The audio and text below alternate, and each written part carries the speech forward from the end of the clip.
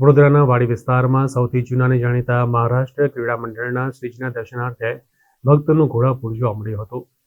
વડોદરામાં વર્ષો પહેલા વાડીમાં એકમાત્ર ગણપતિની સ્થાપના થતી હતી, જેમાં સમગ્ર વાડી તેમના દર્શન તેમજ 12 નંબર ફરીથી આપું છું.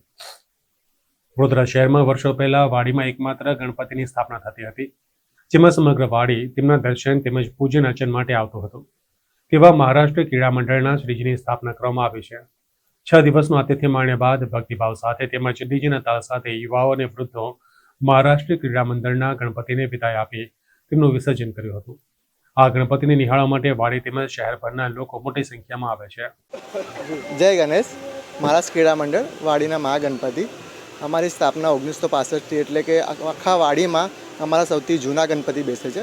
આખું વાડી પહેલાં એક થઈને અમારા ગ્રાઉન્ડ પર ગણપતિ બેસાડતા હતા. હવે છેલ્લા 20-25 વર્ષથી અમે બહાર મોટા ગણપતિ બેસાડીએ છીએ.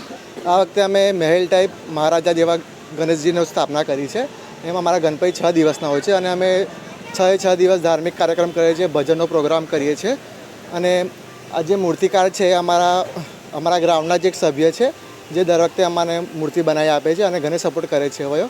અને 6ઠ્ઠા દિવસે અમારું વિસર્જન હોય છે. 12 તારીખે ગુરુવારે અમારું વિસર્જન છે. તો દરેક ભાવિક ભક્તોને વિનંતી છે કે વિસર્જનમાં પધારે. જય ગણેશ. મારું નામ સન્ની ક્ષીરસાગર છે.